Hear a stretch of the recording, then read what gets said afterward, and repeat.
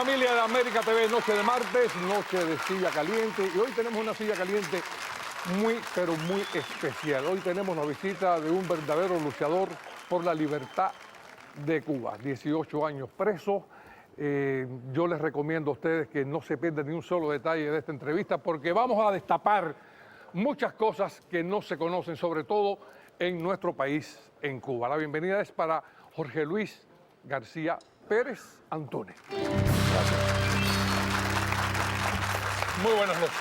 Muchísimas gracias por aceptar nuestra invitación.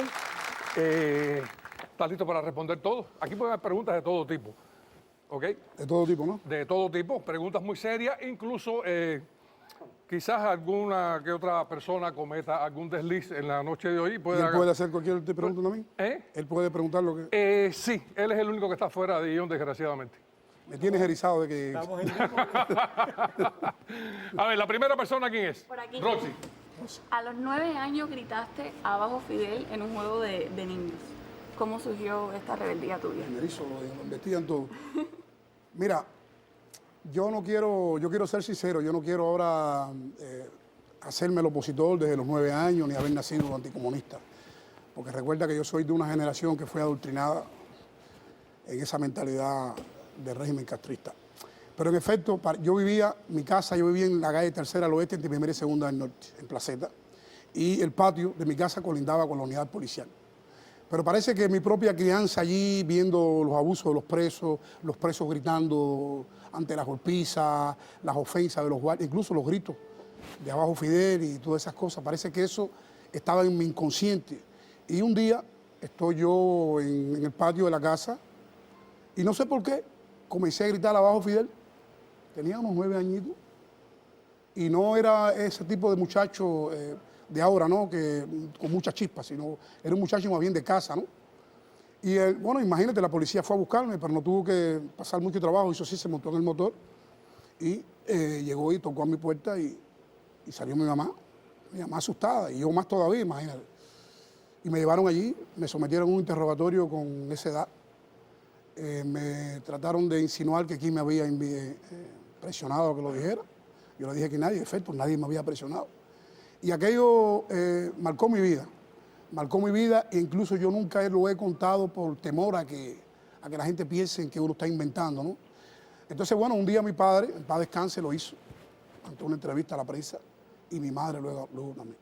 Y nada, eso ocurrió allí en Placeta y lejos estaba de imaginar yo que años después, por corear consignas similares a esa, iba a pasar mi juventud en prisión. La Declaración Universal de los Derechos Humanos cambió tu vida para siempre. ¿Cómo fue que leíste este artículo? Mira, yo tampoco sé cómo llegó eso a mis manos. El régimen castrista, a pesar de que viola los derechos humanos, proclama defenderlo y proclama promoverlo. O sea, es una contradicción, es así. Estaba yo en el preuniversitario, en Aníbal Ponce, y llegó a mis manos una revista, no recuerdo si era La Bohemia, no recuerdo qué revista aquella, y comencé a leer todo aquello. Y aunque no me convertí abiertamente en un opositor, sí aquello me marcó. Y me di cuenta de que había muchas cosas que no funcionaban mal en nuestro país. Y que esas libertades de las que hablaba la Declaración Universal de los Derechos Humanos no se respetaban en Cuba. Y que los propios códigos penales no estaban en correspondencia con esas leyes. Entonces eso fue una visión, fue una experiencia que arrastré durante toda mi vida y estoy plenamente convencido que jugó un rol importante en mi conversión después como abierto opositor a la reina. Liz. Antúnez, ¿en qué trabajaban tu mamá y tu abuela en Placetas para mantenerte a ti y a tus hermanos? Mira, y esto te lo voy a decir con mucho orgullo y me conmueve, ¿no? Al cabo de los años.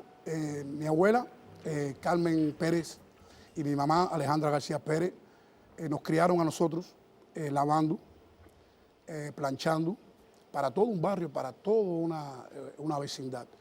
Y en mi casa, a pesar de la pobreza extrema que había, a pesar de la marginación por parte del régimen, siempre se nos inculcó los valores morales, los valores cristianos, los valores éticos. Y eso fue algo que yo creo que jugó un rol importante en que yo tomara el camino que luego años después tomé. Mi abuela es fallecida, mi madre también, y ellas lo decían con mucho honor y con mucho orgullo. lavando, pero no lavando como ahora, que hay lavadoras, no. Mi mamá y mi abuela nos mantuvieron a nosotros lavando a puño en bateas inmensas. Antúnez, en 1983, durante una protesta popular, te conviertes en perseguido político con 19 años. ¿Por qué?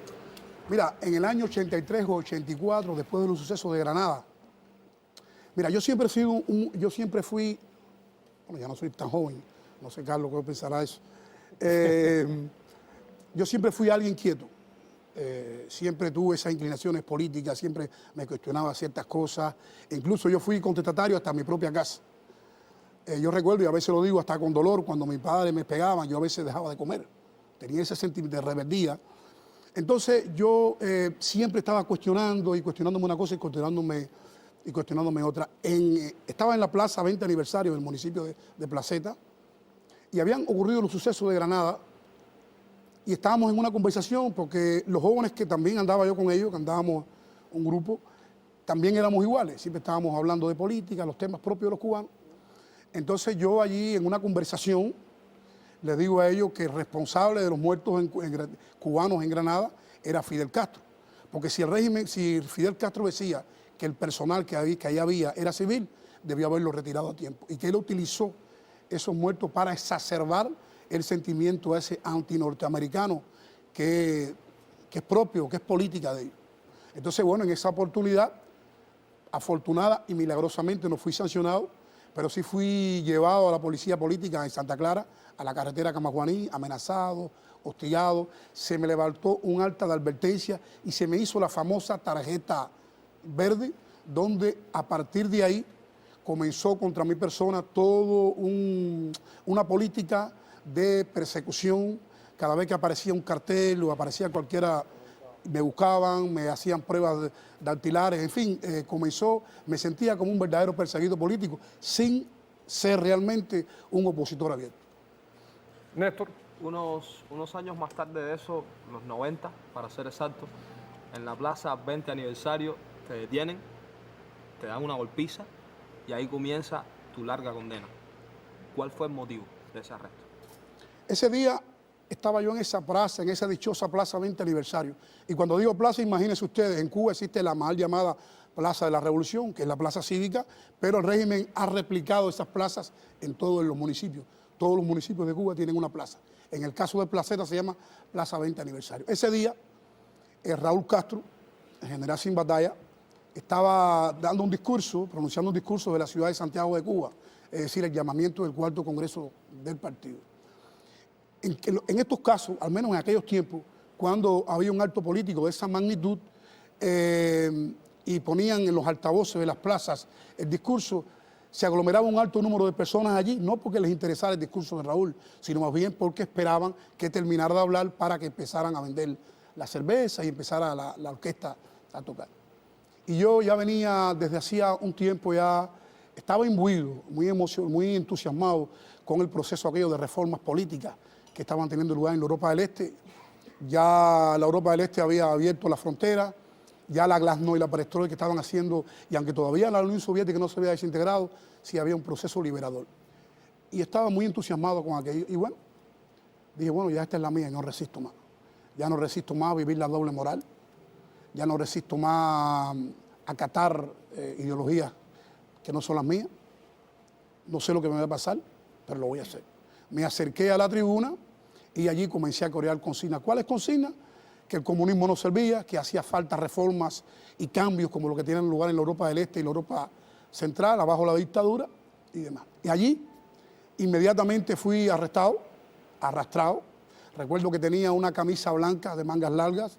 Aquella camisa llegó tinta en sangre a la unidad policial. Me arrastraron, me alaron por las orejas, me golpearon patadas en el suelo y me llevaron a la unidad policial. Eso fue un jueves, era un jueves 15 de marzo del año 90. Allí me introdujeron en una celda en la unidad policial de Placeta y el jueves me llevaron para la policía política. Pero quiero destacarte algo, y es algo que siempre me ha hecho pensar a mí. Yo fui arrestado un jueves, pero el viernes por la mañana yo comencé a romperme todas aquellas ropas, me quité el pantalón, me quité el calzoncillo. Yo no sabía lo que era un preso político plantado. Y lejos estaba de imaginar yo que ese era el comienzo de una posición vertical y rebelde que duraría más de 17 años y por la que casi estuve a punto de perder la vida en muchas oportunidades. Antúnez, me gustó eso de Raúl Castro, general sin batalla. No ganó ni la batalla de sexto grado. Pero siendo un niño, lo que comenzó como un juego para ti, de grande se convirtió en algo muy serio. Tú dices que no te inculcaron a gritar la consigna abajo Fidel. ¿Puede decirse que fue una especie de consigna al minuto? Repítelo. No respondas eso, por favor. No respondas eso. Necesito que te comportes hoy. ¿Okay? Vámonos a un collage y después regresamos con muchísimo más. Cubanos, nicaragüenses, venezolanos, amigos de la causa de la libertad de nuestros pueblos. La resistencia de nuestros pueblos no están solas e ignoradas. Cuentan con el respaldo de sus compatriotas, estemos donde estemos. Antúnez cumplió más de 17 años preso. Sufrió torturas que la mayoría de sus compañeros trataban de suicidarse para evitar. No obstante a eso, Antúnez siguió adelante desafiando a la dictadura. Este evento envía un mensaje a nuestros hermanos encarcelados de que su lucha y cautiverio no están olvidados.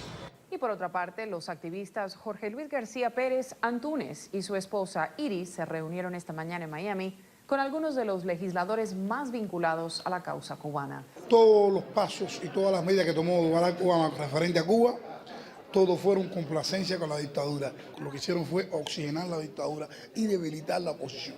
Y que demostró una vez más que los cubanos de aquí y los de allá son al final un mismo pueblo. En Cuba existe una resistencia que crece a pasos agigantados. Para nosotros, Jorge Luis e Iris siempre han sido los símbolos de la resistencia, los símbolos del sacrificio también del futuro de Cuba. Yo lo que temo es temer, yo tengo miedo que pueda sentir miedo. No tengo miedo. Es decir, mi compromiso es decir la verdad. Por la dignidad y el valor personal de hombres y mujeres como ellos, se acerca a la libertad de Cuba. Abajo la dictadura Ortega Murillo, abajo el régimen criminal de Nicolás Maduro, abajo el genocida y corrupta tiranía Castro comunista. Seguimos en nuestra silla caliente con Jorge Luis García Pérez Antúnez. Ali Sánchez, por favor, tiene la próxima pregunta.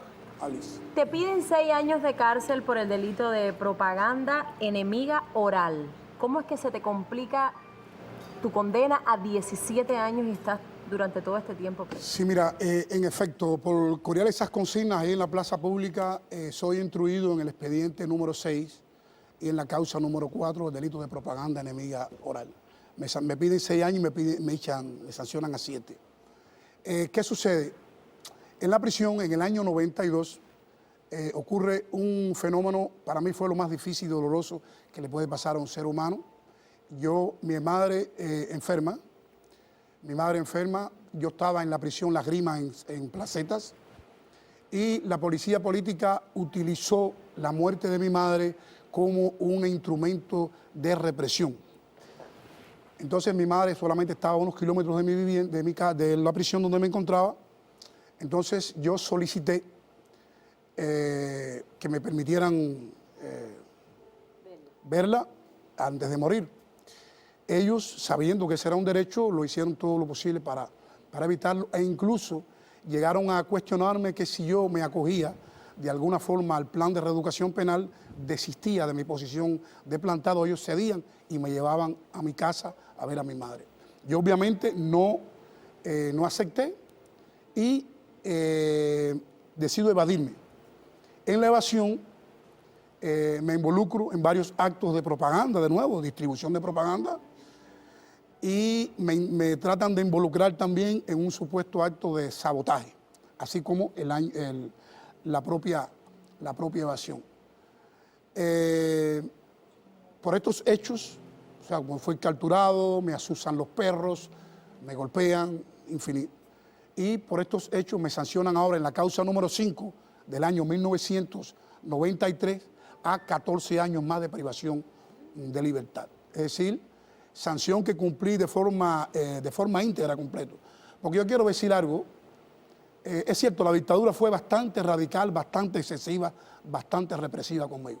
Pero yo puedo decir con orgullo, y lo digo con un orgullo sano, porque yo soy un guajiro natural y sencillo, yo tampoco les quité el pie, como me decían a mí los presos, mis hermanos en la lucha.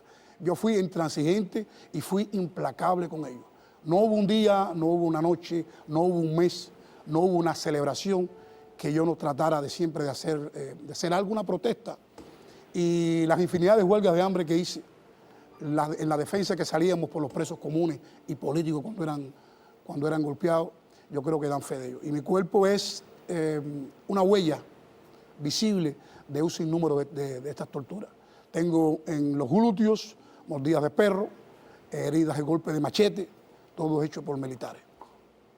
Cuando se dice propaganda enemiga oral, ¿qué tipo de delito es eso? ¿Qué tipo de delito es? Mira, ese delito es una tipificación que está dentro del Código Penal cubano en la parte especial, que es los delitos contra la seguridad del Estado. Por ejemplo, si tú dices abajo la dictadura, o esto está quien no hay quien lo resista, o hace falta que Gorbachov venga a ver si habla con Fidel para resolver esto, muchas personas, propaganda enemiga. Está la oral cuando hablas y está la escrita cuando la escribes. Pero también hay un caso, a mí me sancionan también a actos preparatorios. Es decir, en las leyes, en la jurisprudencia penal existe la tentativa y existe el delito consumado. Pero ahora en los delitos políticos existen 3 tipificaciones. Está el acto preparatorio, la tentativa y el hecho consumado. Es decir, yo conocí unas personas que dijeron, estaban sentados, 2 amigos que estaban sentados en el parque de Sagua la Grande y vieron una avioneta pasar. Y dijeron, esa avioneta la pongo yo en Miami en 4 horas. Pues lo sancionaron por salida ilegal, actos preparatorios. Entonces a mí me sancionaron también estando en prisión porque me cogieron dentro de mis propiedades hurtavillas con nada escrito y me sancionaron por actos preparatorios de propaganda enemiga también. ¿Cuándo tomas conciencia real de que eres un preso con una causa política? Vuelvo a repetirte, sin temor a... Es feo hablar de uno y es molesto. Mira, te voy a hacer una anécdota. Sí, pero a nosotros nos hace falta que hables, sí, porque te voy a decir algo, este programa se ve muchísimo en Cuba. Claro. Y hay una generación en Cuba que no conoce de estas barbaridades. Claro. Y quién mejor que tú para contarla. Por eso nos gusta que hables de ti. Claro que sí. Mira, cuando a mí me trasladan ese sábado para la unidad, para la seguridad de Estado, para la instrucción de la seguridad en Santa Clara, yo recuerdo, yo no era un fumador en aquella época todavía. Yo fumaba unos cigarritos suaves y eso cuando estaba un poquito estresado y enamorado de esas cosas. Entonces, recuerdo que le dije al capitán que me conducía, ¿puedo fumarme un cigarrito? Y él me dijo, bueno, sí, depende. Digo, depende de qué, de los fósforos, no, depende de tu colaboración. Le dije, ¿cuál colaboración? ¿Por qué estoy yo en esta patrulla de la seguridad de Estado? No fue por gritar esto y esto otro. Eso es lo que voy a mantener yo. Yo lo que hice, lo hice consciente. Así que no vayan a preguntar, no me pregunten si lo hice borracho. No me pregunten si nadie me pagó. Imagínate tú que estamos hablando en el año 90. Estamos hablando cuando no había derechos humanos, no había organizaciones de oposición. Jamás pasó por mi mente que mi nombre iba a salir por radio, ni que iba a viajar, ni que iba a hacer el reconocimiento, jamás. Es decir, nosotros caímos presos. Los políticos de esa época, los presos políticos, estábamos presos por conspiración. Imagínate montado yo con esa edad en una patrulla, después cuando llegué a la seguridad de Estado me vistieron de amarillo. Ya yo estaba consciente de lo que estaba haciendo en mi posición. Incluso te cuento otra anécdota más. En la celda, un día estaba yo un poco como alterado porque estaban utilizando a mi mamá para la represión. Le decían a mi mamá que se fuera, que yo no la quería ver. Y a mí me decían que mi mamá no venía porque no me quería. Entonces yo me altero y comienzo a decirle las cosas que hay que decirle a ellos. Y ellos me dicen, ¿estás alterado? ¿quieres un libro? Le digo, bueno, si me lo trae. Ah, está bien. Y cuando me traen un libro de Che. Yo le dije, no, pero yo no leo esa literatura, yo soy un sanguinario, un asesino. Es decir, yo sin haber tenido esa vocación política, sin haber tenido esa experiencia en lo que es la oposición, ya yo estaba completamente definido en lo que era, en lo que debía ser y cuál debía ser mi posición mantenida durante mis años de prisión. Antúnez, Mora. en una de las tantas cárceles donde te torturaban, un jefe militar te dijo, nosotros los negros deberíamos besar el piso por donde pasa Fidel Castro. Y pregunto yo, ¿para ti fue difícil sobrevivir en las cárceles siendo negro? Siendo un opositor negro.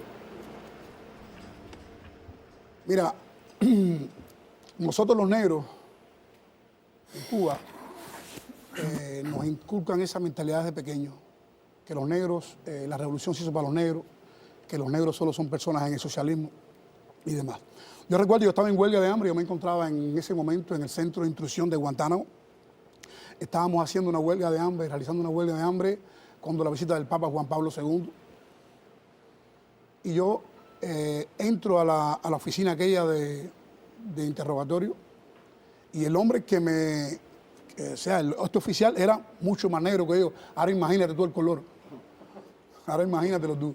Me dice, pero con un chanta, pero tú eres Antúnez. No, trae Antúnez. No, este es Antúnez. Tú siendo negro y contrarrevolucionario. Nosotros los negros debemos besar el piso por donde pasen los comandantes. Yo le dije, mire, yo no sé usted si es negro sumiso, pero yo no soy sumiso. Yo soy un defensor de los derechos humanos. Bueno, ese fue tantas cosas que le dije y nos dijimos que él alterado me dijo, llévenselo para no perder la cabeza. Pero esa ha sido una política, ese ha sido un comportamiento propio de la mentalidad fascistoide de los comunistas que tratan de nosotros los negros, tenemos que aceptar sumisamente los dictados de ellos. Y sí, respondiendo la otra pregunta tuya, sí, nosotros los negros, y no, en el caso mío no solo, los negros presos políticos y opositores sufrimos una represión mucho más marcada que otras personas, porque siempre nos dicen eso, negros de mierda, negros contrarrevolucionarios, te cortamos el rabo, o sea, todas esas cosas. Pero por eso yo te digo a ti que la represión contra nosotros es doble, por el color de nuestra piel y por nuestra posición política. Nosotros, los negros de la oposición, nosotros le desbaratamos a ellos, le echamos a perder a ellos ese discurso mentiroso, propagandístico, se lo echamos a perder. Entonces, por eso a nosotros no nos perdona que siendo negros estemos defendiendo los derechos humanos. Y cuando digo negro, estoy hablando de otras personas como Oscar Elías Bisset, Berta Soler Fernández, que están jugando un liderazgo importantísimo dentro de la oposición dentro de Cuba. Antúnez, te veo un poco alterado. ¿Quieres un libro mío? No sé. Se altera No, más. él no lee esa literatura. ¿Qué género? No. Género, no se sabe. No se sabe. No tiene género. No tiene género. Lleva 10 años vendiendo y Me no lo hubieras puede dicho vender. sin alterarte cuando te dijeron te corto el rabo, corta que aquí hay por donde cortar. Vámonos a un corte comercial. Ya estamos de regreso nuevamente. ¿Cómo la estás pasando, Antúnez? Me siento bien. Qué Un bueno. poco nervioso, pero bien. No, tranquilo. Lígiane, por favor. Estuviste casi todo el tiempo en celdas de aislamiento, pero te relacionabas con los presos comunes. ¿Cómo veían ellos tu lucha política y tus ideales para Cuba? Mira, yo respeto la posición política de todos los presos políticos. Y yo creo que la valía de un preso político no está en su posición rebelde, pero no todos los presos políticos, y tengo que decirlo aquí, no todos los presos políticos mantienen una misma posición dentro de la prisión. Habemos presos políticos plantados, habemos presos políticos que no nos acogemos a ciertos y determinados procedimientos, y eso realmente nos cuesta, tiene un costo humano fuerte.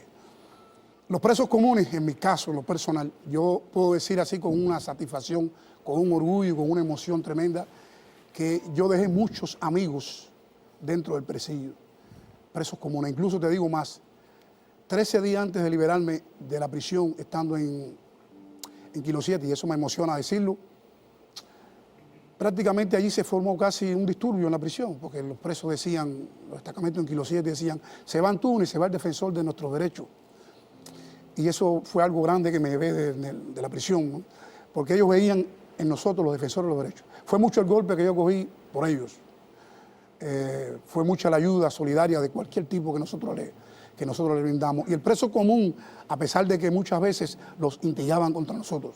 A mí en una oportunidad mandaron a cortarme el cuello. En otra oportunidad mandaron a robarme los espejuelos. Pero esos propios presos, es increíble, esos propios presos nos decían esas cosas, se solidarizaban con nosotros. En la prisión de Ariza, por ejemplo, había un negro. Nosotros los cubanos, el negro es negro, no es de color ni esa cosa, un negro, no era de color. Le decían King Kong, imagínatelo. Le dijeron, Antúnez, la primera que forme aquí, estás autorizado a reventarle la cabeza contra los bancos. Y eso los bancos en Ariza era, Ariza Cienfuegos, levantarle el banco. Parece que ellos sabían que yo estaba al formarla. Entonces a mí me gusta siempre, yo siempre he sido un entusiasta, me gusta la arenga, esas cosas.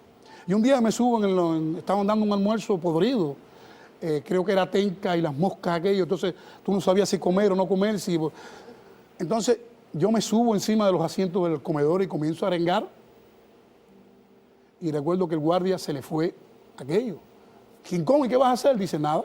Si es lo que está hablando, es defensa de nosotros. Es verdad que esto es un sancocho y no hay quien se lo coma. Denle ustedes porque nosotros no le vamos a dar golpe. Y esos fueron detalles que siempre a mí me apoyaron. Porque yo no hacía diferencia.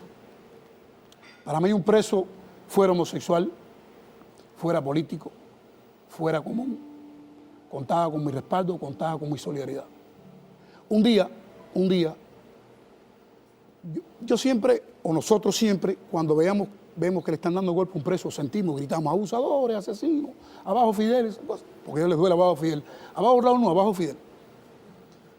Y estaban dándole golpe a un preso, matándolo a golpe. Abusadores, llega Arno, ya te lo imaginas, un guardia Arno. Antúnez, tú siempre en las mismas gritando lo mismo, pero esta vez te vamos a quitar la razón. Y bueno, que no sé, me van a matar a palo. Fueron y buscaron al preso. Común. Pero tú sabes lo que hizo este hijo de puta. Estuvo una semana con 4 niños amarrados debajo de un puente, violándolos y no dándole comida. Fue la primera vez que yo bajé la cabeza frente a un guardia. Y tuve que mirar la cara. Pero te pongo un ejemplo porque no todo en la prisión es color de rosa y no todos los presos comunes son solidarios. Hay presos comunes que merecen estar presos. Porque imagínate tú en todos esos años cuántos casos de eso no vi yo. Pero generalmente yo puedo decir con total satisfacción que conté con el respeto, la solidaridad de muchos presos. Mi hermana, cuando yo salí de prisión, me decía, oye, tú te vas a volver loco, porque a mí me daba trabajo comer, viendo lo que había dejado atrás. Hubo un hombre que yo nunca podré olvidar, Armando Sosa Fortuny, un preso político que estuvo 40 y pico años en prisión. El día que salía de la prisión de Kilo 7 para Villa Clara, él me abrazó y me dijo, tú eres la esperanza de nosotros. Le dije, te juro que voy a hacer todo lo posible por sacarte de la prisión, por lo menos voy a hablar donde quiera, y verdad, lo hice. No hubo foro internacional, no hubo evento, no hubo parlamento donde yo participé, que no clamé por su libertad. Afortunadamente no lo logré. Hace unos meses la dictadura lo asesinó, lo dejó morir, un viejito, un hombre que tuvo, para mí ha sido un símbolo, 17 años preso en el presidio político de los años 60 y 70, vino acá al exilio y regresó a Cuba en el año 94 a liberar con las armas su patria. Contra ese hombre no hubo piedad, contra ese hombre no hubo humanidad, a ese hombre le provocaron la muerte en la prisión. Antúnez, tu mamá siempre te apoyó y te amó profundamente. ¿Tú crees que ella también entendió la causa que tú defendías? Mira, esa es una contradicción que yo tengo, un conflicto interno, como dicen los literatura. Ella, la última vez que nos vimos, fue un día 21 de noviembre, por ahí. Y yo le dije, mami, me van a sancionar al menos 20 años más. Imagínate, mi niño, lo que yo, mira a ver, porque yo lo que ya no puedo llegar, yo no puedo llegar a la prisión de Manaca, seguro que te van a mandar al país. Mira, los piernas se me están echando. Me van a sancionar, yo no te preocupes, que esto no va a durar tanto, esto no va a llegar allá. Y me parece que esa expresión, a pesar de su ignorancia política, yo creo que era demostrativa de que ella sabía de que la causa por la que yo luchaba y lucho era justa y que aquello no iba a durar tanto. Lamentablemente pasó, ha durado, pero cuando aquello se desplome y cuando ocurra el cambio en Cuba y Cuba recupere su libertad, yo creo que va a ser el día más feliz de mi vida y va a ser el día que mi madre va a poder descansar en paz. ¿Cómo era tu mamá? ¿Qué es lo que más extraña de ella? Su cariño,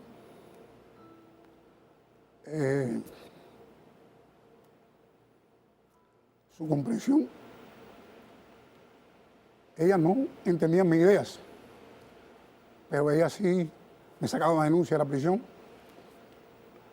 me alentaba, me decía, yo no entiendo tu lucha, pero si tú crees que vale la pena, una vez estoy terminando una huelga de hambre yo, una de las tantas huelgas de hambre, y los sicarios reyes me dijeron, bueno, Antunes, ¿qué quieres ahora? ¿Qué? No, yo no quiero nada, la huelga yo la hice en protesta.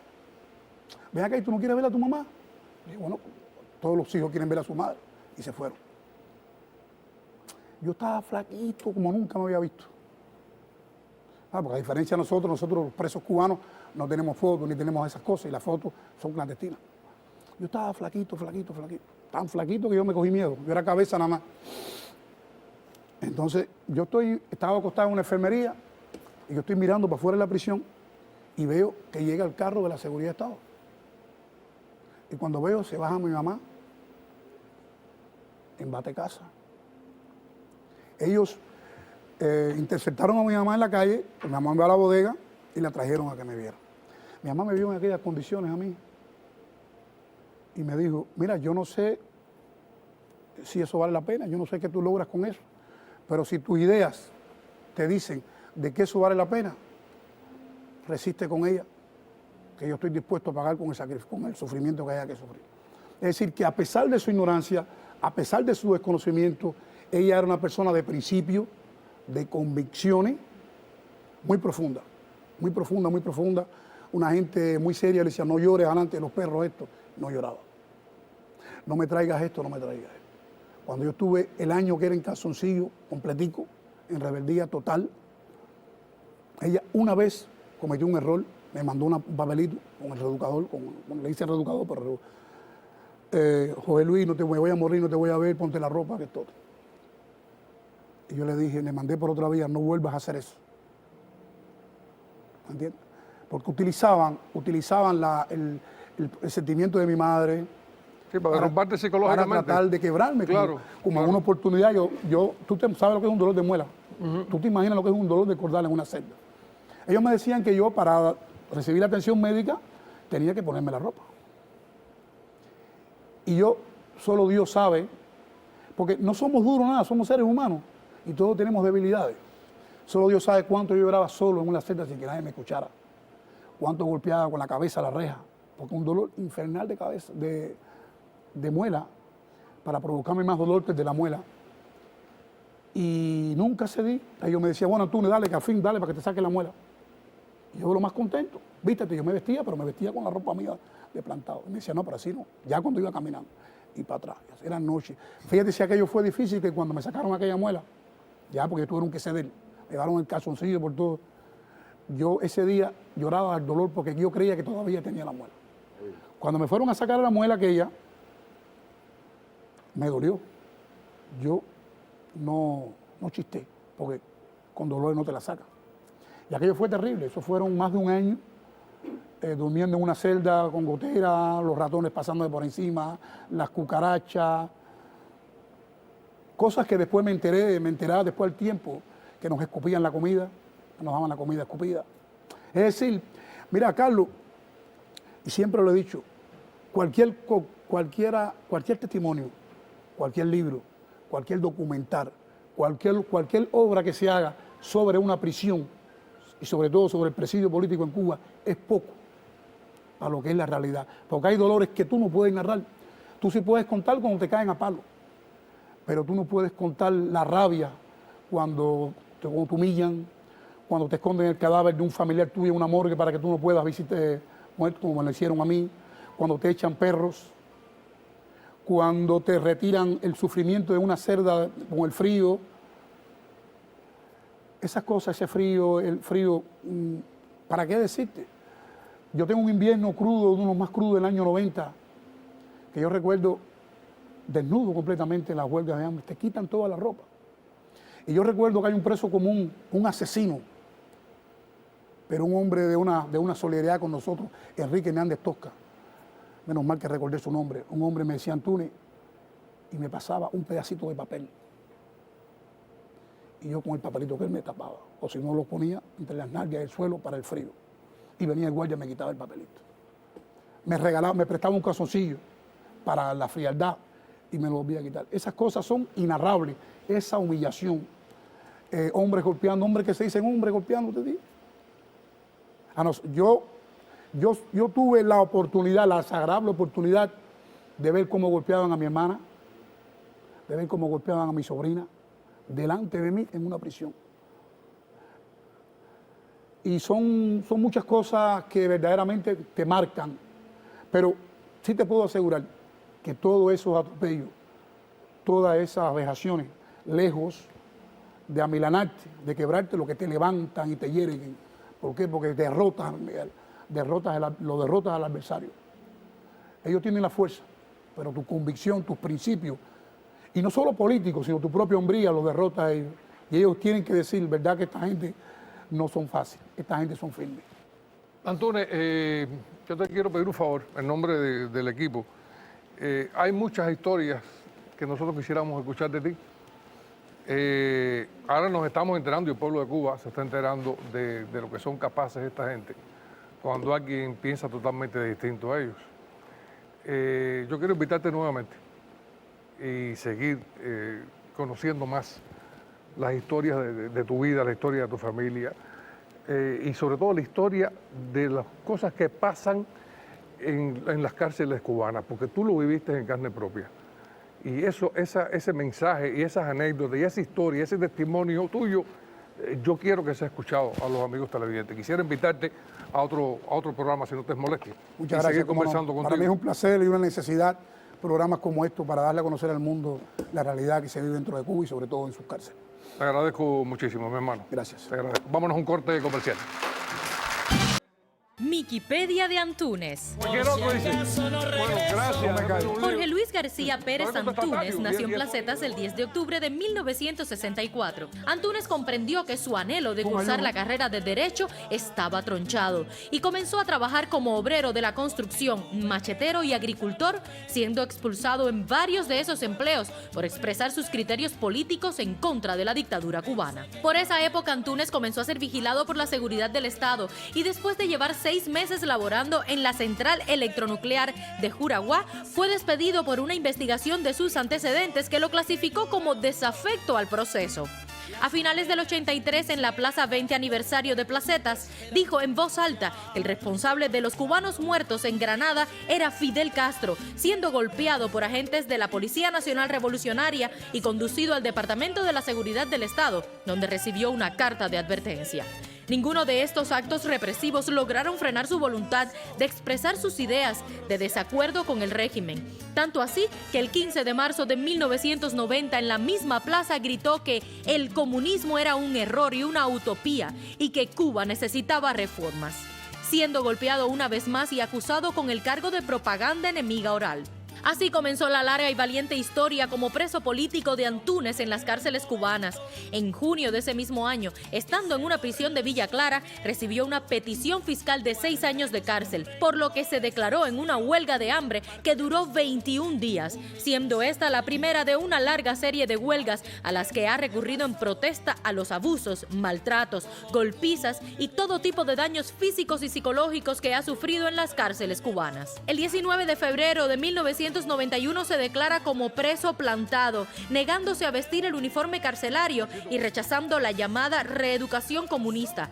Entre las múltiples acciones de protestas protagonizadas por Antúnez está su espectacular fuga de la cárcel Las Grimas en 1992 y en el 95, estando en la cárcel de Kilo 8, fundó junto a otros prisioneros de conciencia la organización Presidio Político Pedro Luis Boitel. Antúnez ha recibido muchísimos reconocimientos que honran su labor como opositor a la dictadura castrista, entre los que están en 2003 el Premio Internacional de los Derechos Humanos, otorgado por la Fundación Hispano-Cubana, el Premio Paladín de la Libertad en 2007, Premio Democracia en 2009, la Medalla de la Libertad entregada por el gobernador de la Florida, Rick Scott, y muchísimos premios más.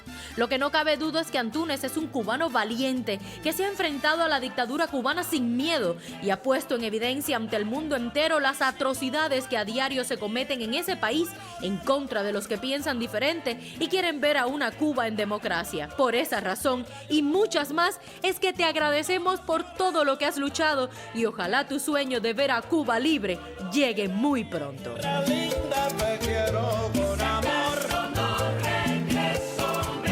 La próxima semana en esta silla caliente, segunda parte de esta entrevista con Jorge Luis García Pérez Antúnez.